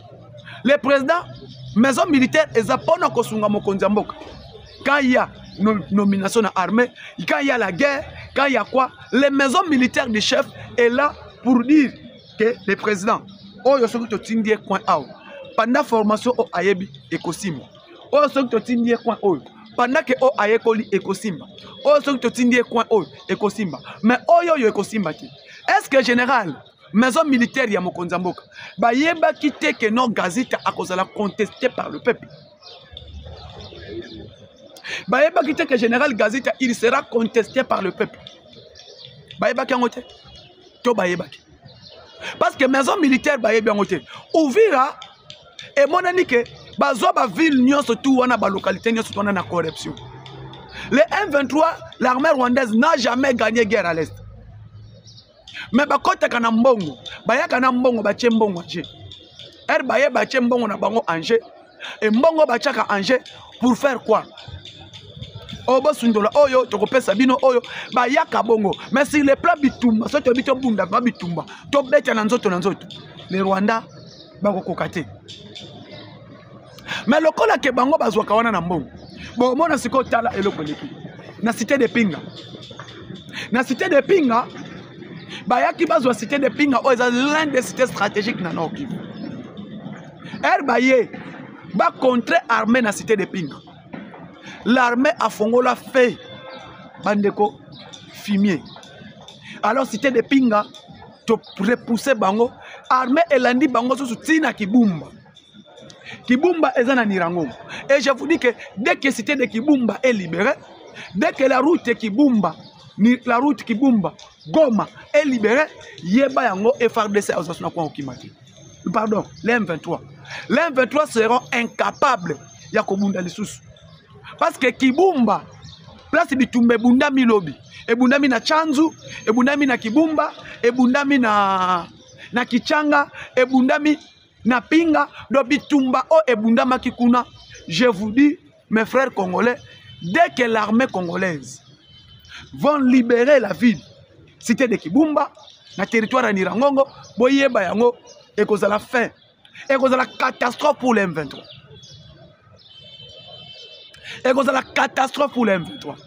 Parce que le niveau qui boumba kuna, le niveau à Chanzu, le niveau à Pinga, le niveau à Kichanga, le niveau à Mushaki, oye na Walungu, na Sidi Kivu, oye na Uvira, oye na Minembwe, oye na Kalehe, côté kuna tout, l'armée travaille.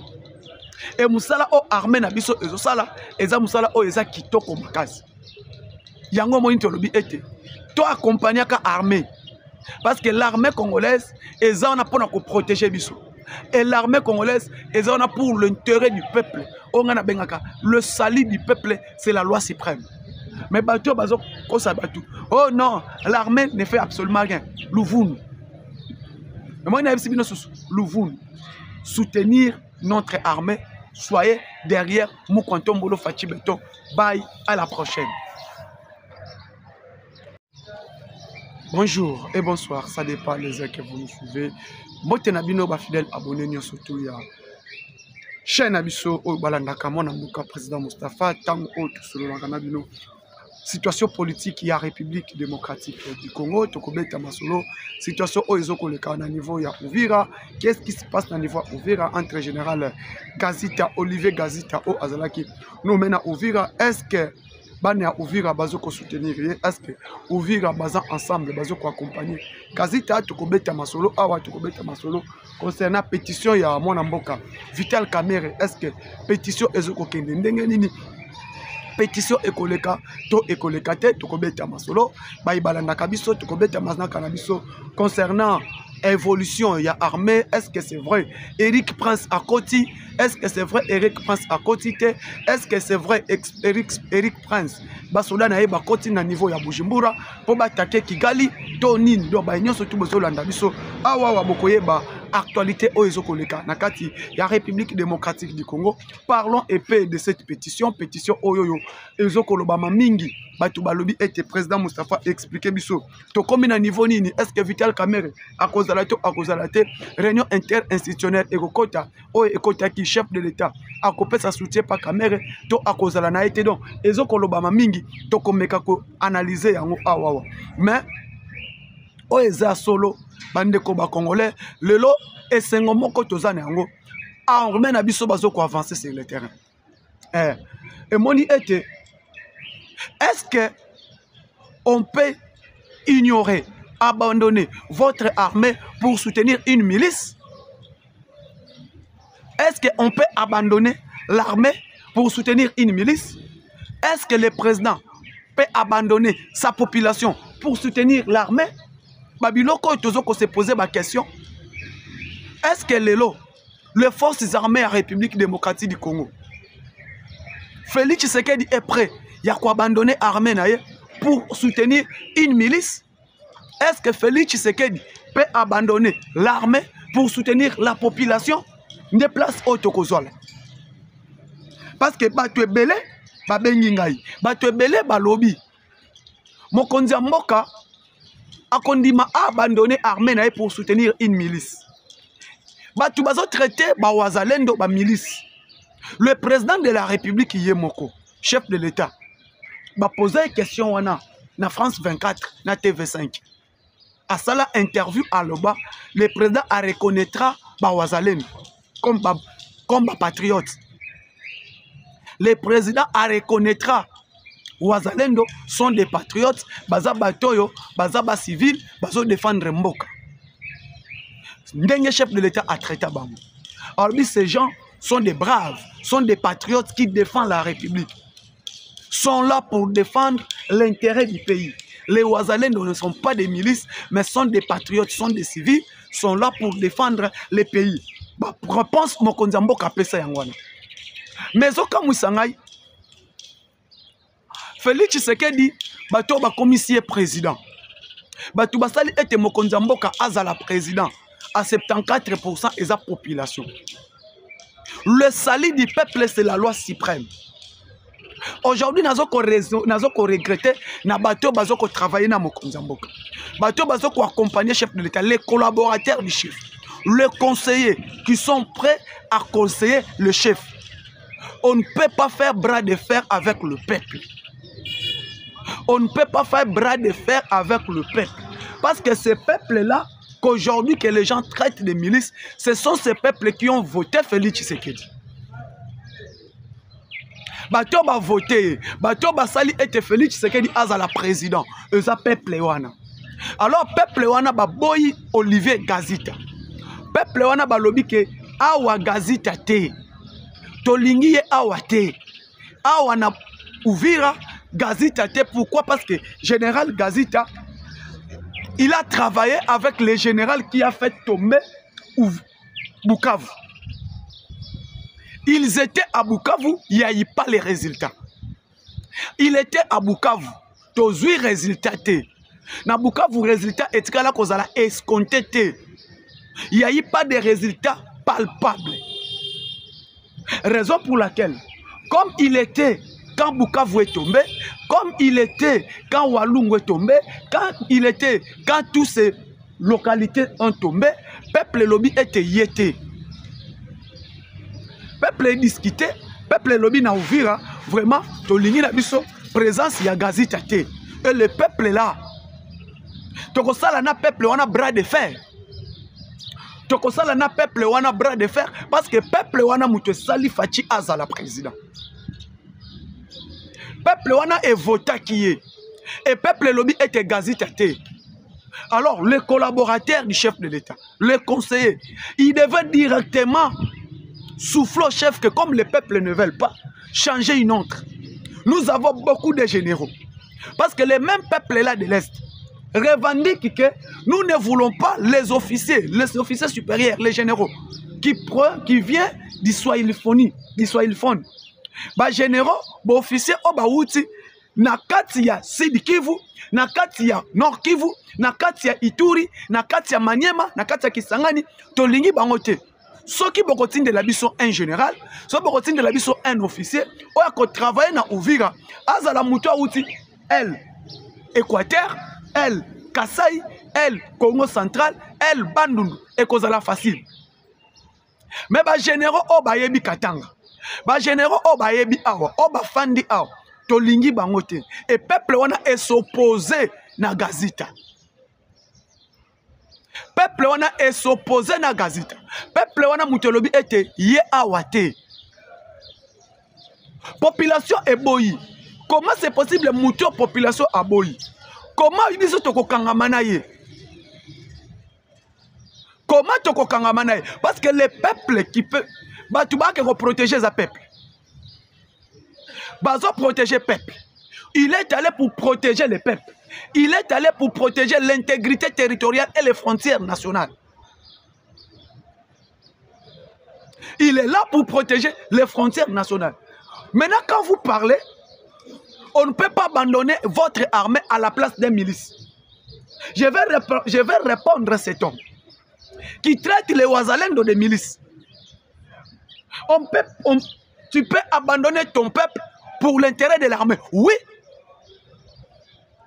Oko sundo la population pour na oko sundo la peuple te pour na armée parce que peuple on a comme ça la formation ya armée à commis militaire. Les mêmes peuples on les ont marché. Les mêmes peuples on a pas comme ça la formation militaire ba commis basoda. Parce que l'armée musala na eza ko protéger peuple. Protéger les peuples c'est bien et ko protéger frontières nationales. Pour protéger l'intégrité territoriale. Dites-moi, comment le président de la République Azokondima a abandonné l'armée na la place de la milice? Quand vous avez traité les Ouazalendo de la milice, vous avez traité les Ouazalendo de la milice? Depuis quand Ouazalendo comme milice? Depuis quand Ouazalendo traité les milice? Depuis quand un président de la République peut abandonner son peuple pour l'intérêt de l'armée? Mais l'armée est très importante, le peuple aussi est très important. Parce que le peuple est abattu et au pouvoir. Et abattu Félix Tshisekedi comme président. Et abattu voté qui Félix Tshisekedi pour avoir 74% dans l'élection en 2023. Et des peuples wana. Oh, bino bolingi bo traité ba milice. Alors, la population, le peuple, qui ont fait que Tshisekedi abima président, peuple wana elobi était Gazita te. Peuple wana ne mutwe boy général Gazita. Peuple wana mutelobi était awa ayate. Peuple wana mutelobi awa yete. Alors fachi ayoka peuple to ayoka yo.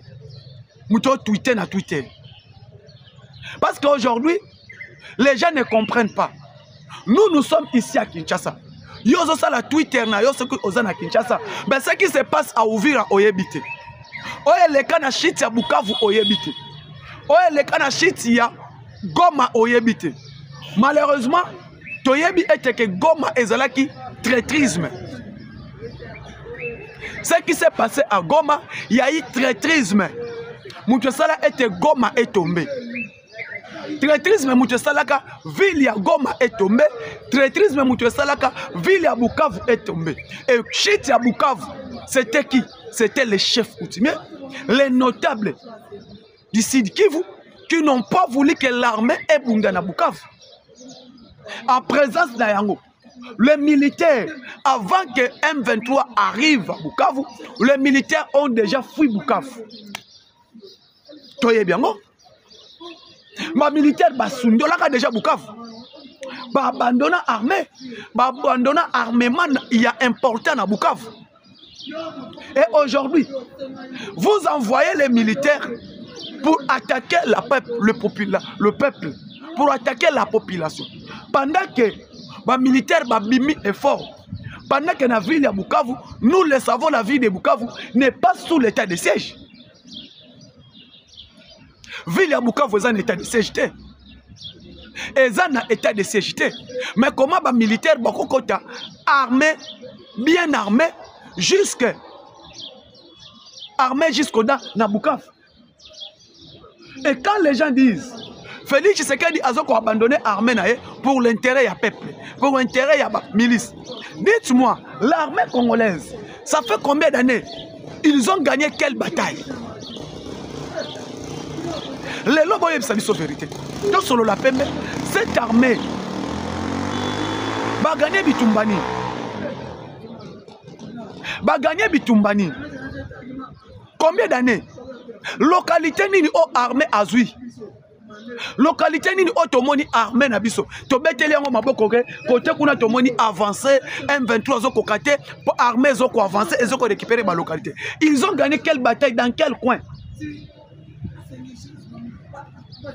Qu'aujourd'hui, avec les Ouazalènes de tout le monde, ils résistent. Et les Ouazalènes de là sont des civils.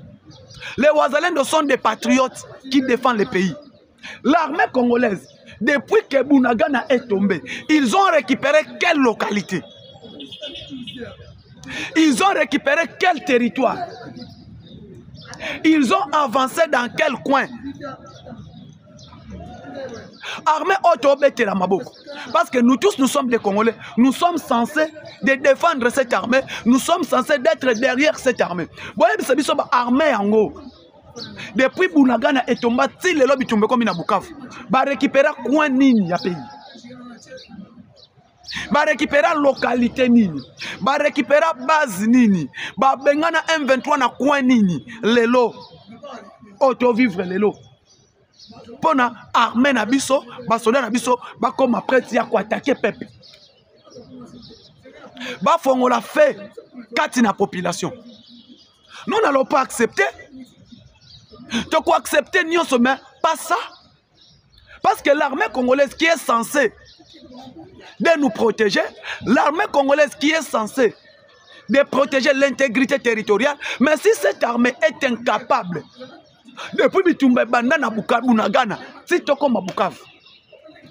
Et population wana eboyi Gazita, bino bolobi ete que non, nous renouvelons notre confiance à Gazita.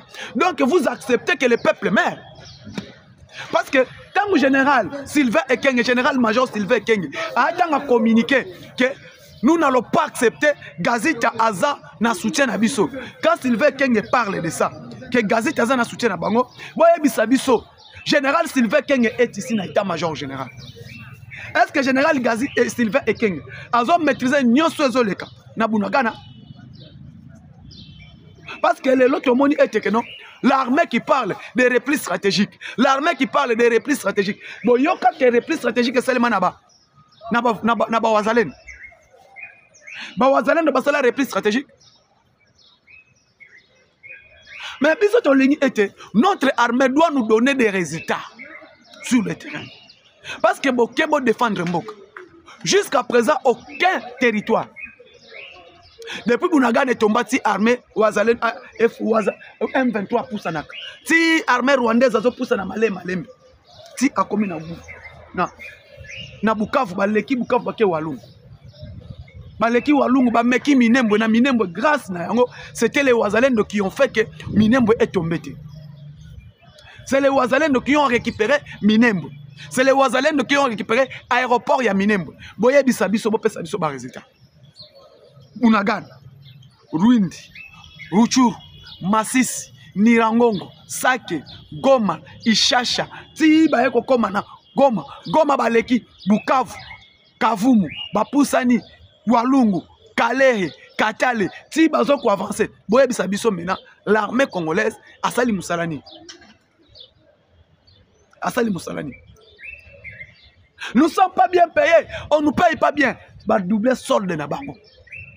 Les soldes des gouvernements souminois a fait que les soldes des militaires soient doublés. Gouvernement souminois, basali était ba matisi solde ba militaire. Solde ozala ki ba doublé yango, ba zui soins de santé na bango gratuit, ba zui ba dépendant na bango gratuit, il prend les soins de l'état normal et restauration na bango bazwa kayango normal et prime de guerre $500 et kendaka normal. Boye bisabiso prime ba matisa. Salaire est double. Prime 500. Pesa biso résultat. Bon, pesa biso résultat. Parce que bino bolobi ete que non, biso te défendaka ba Wazalendo. Mais quand nous défendons les Wazalendo de Tozana Itina, nous le savons que non, c'est les Wazalendo qui se battent. Les Wazalendo qui se battent. Les Wazalendo basala ete territoire national, territoire ya Nord Kivu, Sud Kivu. Babunda yango ni tete présence ya Wazalendo na Uvira. Uvira devrait déjà tomber. Uvira devrait déjà tomber. Les M23 devraient déjà avancer, récupérer la cité d'Uvira, comme il ne passe pas jusqu'à ce que la localité soit. Mais ce qui est M23 n'arrive pas à percer Uvira, parce qu'il y a 1000 de Berlin qui sont Uvira par les Wazalendo. Et la population ya Uvira batelemi. Et la population Uvira wana er batelemi. Balobi eteke awa bokolekate. Awa ekosimbate. Ici chez nous, ici à Uvira, ça ne va pas passer. Et tant que la population est telemi, population a lobby, et population wana lelo, batubaya ba traiter population wana que non, Tshisekedi est en train de sacrifier son armée à cause Yabani, Tshisekedi ne sacrifie pas son armée, mais Tshisekedi doit protéger la population, il doit aussi protéger l'armée, il doit aussi protéger l'intégrité territoriale. Parce que Moussala ya mapinga ya mboka. Erba bengi bino mapinga ya mboka. Erba bengi tekeno, vous allez mourir sous les drapeaux. Vous prêtez serment, ne jamais trahir le Congo. C'est le serment ya armée angwana. Les forces armées de la République démocratique du Congo, votre devise, ne jamais trahir le Congo, ne jamais trahir le Congo, ne jamais trahir le Congo. Vous avez prêté serment, ne jamais trahir le Congo. Et serment au prêté qui, ne jamais trahir le Congo, mais nous ne le sentons pas. Nous ne le sentons pas. Parce que les autres, c'est qu'on armée Nabiso. Est-ce que Baye Baka est que non? Moussala n'a pas besoin de protéger le peuple. Est-ce que Baye Baka est que Moussala n'a pas besoin de protéger l'intégrité territoriale? Est-ce qu'aujourd'hui l'intégrité territoriale de la RDC est protégée? Tout le monde est là quand on s'allume dans la ville à Boma récemment. Et là, quand on est dans la ville à Boma, est-ce que vous retrouvez un normal ce qui s'est passé à Boma? La police nationale qui est censée de protéger les peuples. Police, criminalité et les kaki. Et bazo lande la batu basa la criminalité na Boma. Baye baki bango. Minambo. Oh, Azana dossier chez bien. C'est lui qui est à ville de Boma. Oh, il y a les gars qui n'ont ville à Boma. Que non, population est télémie. Naloba était. Bomoni population Bomonaka.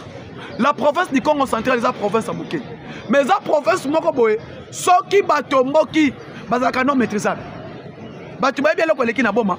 Moins de 3 jours parce que ça fait déjà une semaine. Na Boma police est à la cassute sous cette signature sur Bapanza. Pourquoi? Et là, côté la kabatu na bandako, la police et côté la kabatu na ndako na ville ya Boma. Côté la kabatu na bandako et population zo benga. Téléphone est sonné et ça téléphone ya mutozo buka porte. Tel numéro vert. Mutozo buka porte ya ndako, ne téléphone est sonné. Oh, tu as bien un numéro vert, il y a la police. Comment numéro vert est sonné? Il y a bateau bayi banaka tiandako.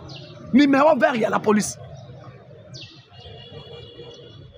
Et place, on a compris que moi, je suis a raison. Et population, on a herbe benga. Numéro vert est sonné.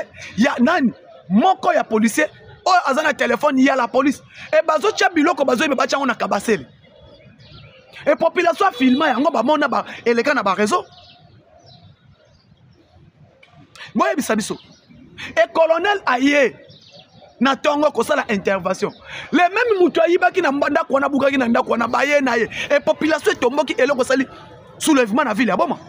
Et chance que le général, l'inspecteur général Alongaboni a sala qui intervention. Ni t'étais le chef de l'État à la décision. Il y a que des PC général à Longaboni, à que maîtriser. Bande ko elngo le kana bomba matadi et l'instant. Elngo comme moussous. Et jusqu'aujourd'hui na bomba sous cette zalakate. Et c'est l'armée a comment que jouer rôle, il y a roulage, la FARDC. Allez-y comprendre. Babou Kanda. Peuple zo benga. Numéro vert, il y a la police, il y a une intervention. Les mêmes polices, on a babenga, il y a une mutazo ibananda. Et kabassé les awana, biloko bazo ibana bomba, ça se passe ça vaut. C'est que je parle, mes frères sont là, ma famille est à bomba, babenga, bapessi information. J'ai les images. Alors population comme Tambola na bibembe, ba police ba bomaki, ya bato ba bomaki. Na bisi bino que la police est fongo li fait na population. Et la population a élimité Bazoya. Je vous dis que non, le peuple en colère est plus qu'une bombe atomique. Alors, le président de la République doit respecter ce que les salis du peuple dit. Parce que le peuple qui a tombé, le peuple est quand même armé. Armé pour supporter la population. Voilà ce qui se passe à Ouvira. Alors, on est Ouvira et c'est un que Mokonzamboka à prendre des décisions depuis Kala. Dès que le peuple boya qui Olivier Gazita, dès les premiers jours, le président devrait accepter Yakoboya. Parce que le peuple, Balobi était Oyo Yete. 1, il est Mouniamoulenge. 2, Ayebi. 3, il était à Bukavu. Il n'y a eu pas les résultats. Malgré que non, le général Gazita peut dire, na Bukavu, je n'étais pas le chef. Na banaki kozwaba instruction. Je prenais les instructions de mon hiérarchie. Mais comme que le peuple a lobby déjà que non, vous étiez avec tel général à Bukavu. Vous avez abandonné Bukavu parce que tu étais chargé des opérations et renseignements. Mais aujourd'hui, une petite ville comme Ouvira, et comme Bandabo ni botinga général. Est-ce que ville à Ouvira, beaucoup de colonel, beaucoup de capitaine, beaucoup de un major a coordonné l'opération à Ouvira? Il faut qu'il y ait seulement un général. Et général nani des populations lobby était général Oyo te kondima yete aou. Le cas la population a télémaki. Alors lobby était Gazita. Voilà hier vous avez vu que non comment général Gazita a quitté Ouvira. Parce que Souka a quitté Ouvira, il n'est plus na Ouvira. Et tant qu'on a quitté Ouvira accueilli, ne population azo yemba zo bina zo sepele. Et comment est-ce que Bolinga ke loko liboso, il faut que qu'il y ait des morts. Il faut sentir que non, il y ait des morts. Et bateau bakoufi wana pour revendiquer le départ de Gazita, population est koufi. Et population wana. Population wana o bakoufi. pour revendiquer présence ya Gazita. Ce sont ces peuples-là qui ont voté Tshisekedi. Et la population a voté qui Félix Tshisekedi. Azouana élection en 2023. Et ça les mêmes populations et accompagné qui chef de l'État dans la campagne. Et pourquoi nous devons accepter toujours Makambo Eleka? Pourquoi nous devons toujours accepter Makambo Eleka? Et malheureusement, le peuple congolais qui accompagne les chefs de l'État, les peuples congolais qui devaient être derrière les chefs de l'État, ces peuples-là, les conseillers qui sont tout autour du chef, bazo sunga présidenté. Bazo sunga présidenté. Parce que quand sunga président zanine, et l'ingolo lo bate que non, ou accompagner, ko yebi sa chef de l'État que, oh yo soko cheye aw, et ko simbati. Et je me demande, maison militaire ya Mokonzi Mboka, maison militaire ya Mokonzi Mboka, oh ezake et prépare ka ba nomination nyonso. Le président, maison militaire ezapona ko sunga Mokonzi Mboka.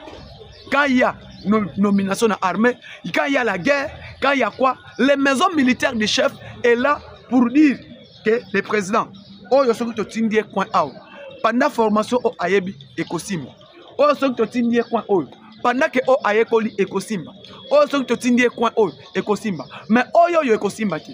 Est-ce que général, maison militaire ya Mokonzi Mboka, ba yeba kite que non Gazita a cause la contesté par le peuple? Baïba qui que général Gazita, il sera contesté par le peuple. Baïba qui a noté.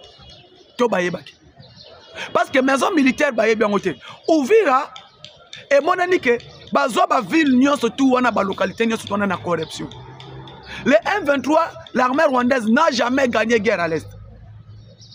Mais ba kota kana mbongo, baya kana mbongo ba chembongo nje.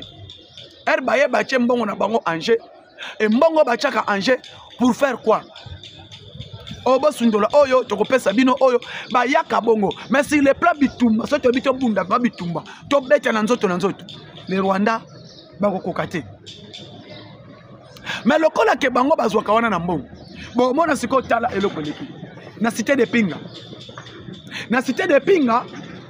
ba yaki bazwa cité de Pinga o eza l'un des cités stratégiques na Nord Kivu baye ba contre armée na cité de Pinga.